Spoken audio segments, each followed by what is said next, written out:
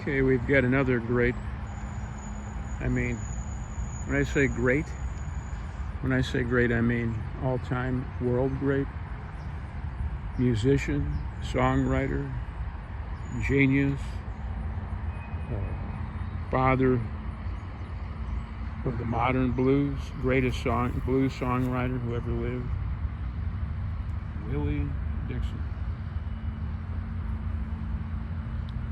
Very modest. If anybody saw my Muddy Waters, McKinley Morganfield video, these are very modest graves for great people. I go to cemeteries like where my mom is in Holy Cross, and I see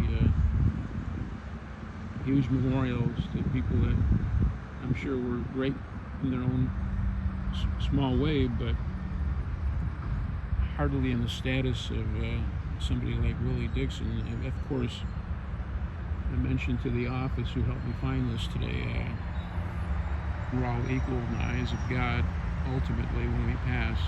So anything that from a pyramid to a large monument is redundant, because all that matters is that we were here and we did the best we could, and then we left. Well, when Willie Dixon was here, he was the greatest blues songwriter in history. He wrote so many. Hoochie Coochie Man, Seventh Son, A Whole Lot of Love. Led Zeppelin, of course, infamously pilfered, I guess. I hate to say that word, but maybe that didn't mean such bad about it in the beginning, but believe it or not, his name was not even on the title in the first 10 years of those albums. I think more than that. Everybody was under the impression that Led Zeppelin wrote it. They may have redone it in a modern sense, but Willie Dixon did, and they didn't realize it.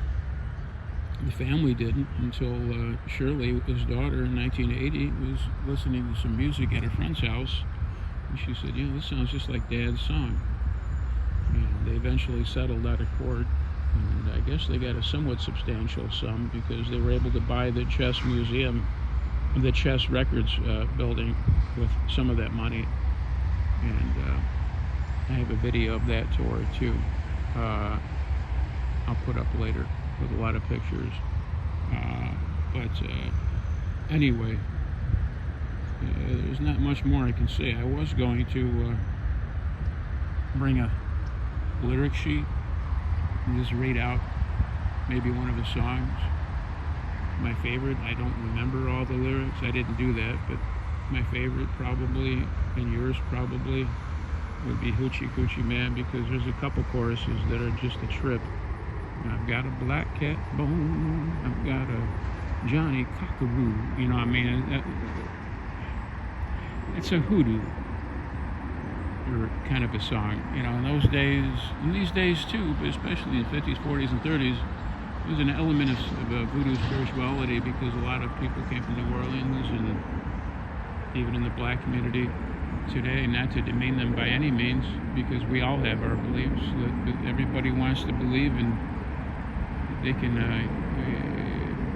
become healed and touched by some special force, maybe bigger than what the doctor can give them. And in the southern communities out down there, they believe that some people have special divining powers and special lotions and potions, and that was the hoodoo or voodoo man, and that was those were the talismans that they would collect and cast spells, and usually for good fortune, with black cat bones. And I don't know what Johnny Cockaroo is, but he's mentioned in a number of blues songs, including the Hoochie Coochie Man. I also like Seventh Son. Seventh Son is also like a soothsayer kind of a song, because Willie Dixon was the seventh son, and it was considered luck to be the seventh child, period, especially the seventh son.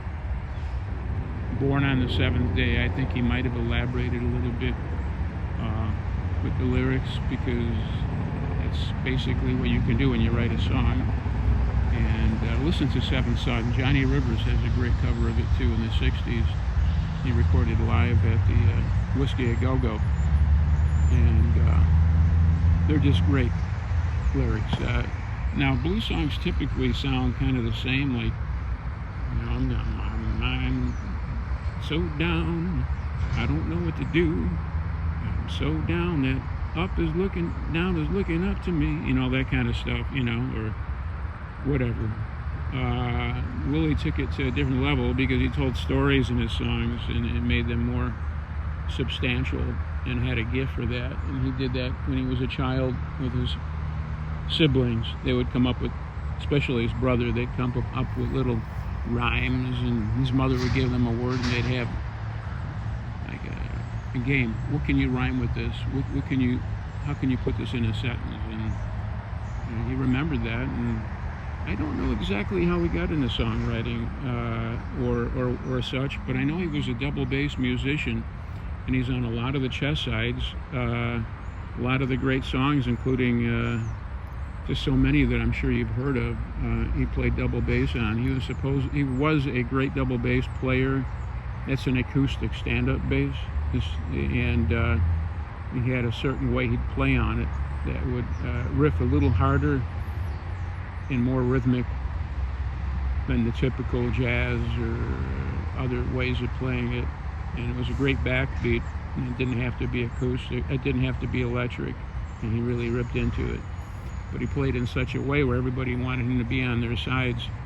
He himself didn't have any, I believe, chart topping or making songs. He was more or less the unchristened or uncredited manager of Chess Records. He brought a lot of the players into Chess Records that he found in the clubs when he was playing.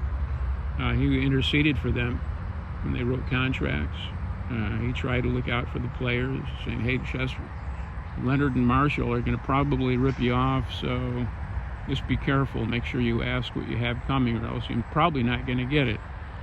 Okay, so I can tell you that there was one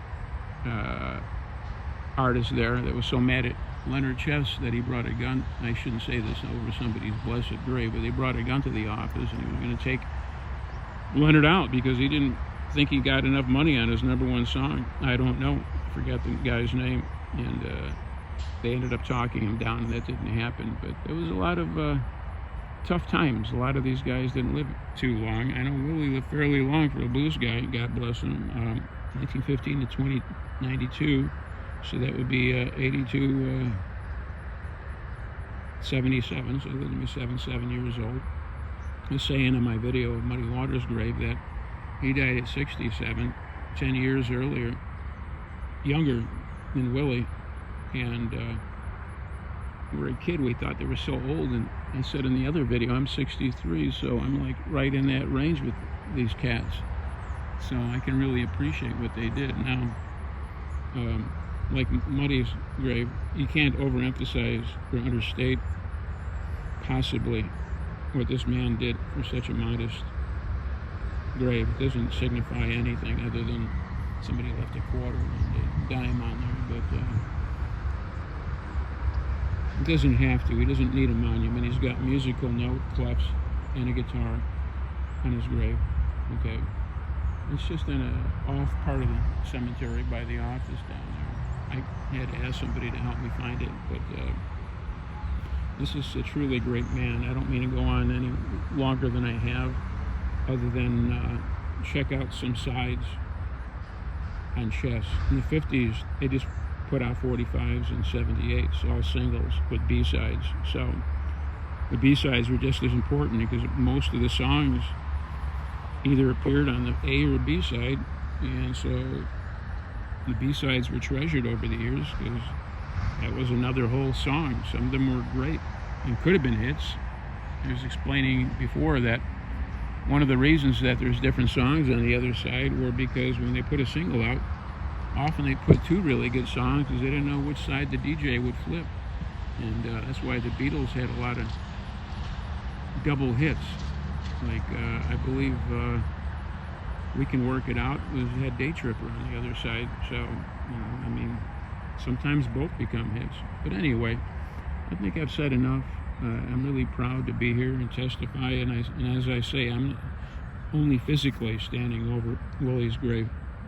He's standing over me in the world, in his fame, in his influence that spreads throughout the world as long as we live and long after I live. And the immodesty of his grave belies his greatness. So, goodbye, Willie, and thank you for the blues and the heart and the fact that you changed so much for the better, so much deeper and so much more rocking and real popular music and rock music like you would ever have never believed. And I'm not dignifying you anymore by saying Led Zeppelin covered several of your songs, but they were some of their best, including Whole Lotta Love, and they weren't the only ones. So you were and are a great man, and it's an honor for me to have been able to tour Chess Studios last Saturday to see where you worked over there and did your magic. Your wonderful wife Marie bought the building, and your daughter helps run it and gives tours. I was honored to meet her at Coco Taylor's funeral in 2008. I was sitting right in front of her, and I'm sure she cherishes your memory forever. So thank you for being who you were, Willie. We'll always be proud of you. Amen.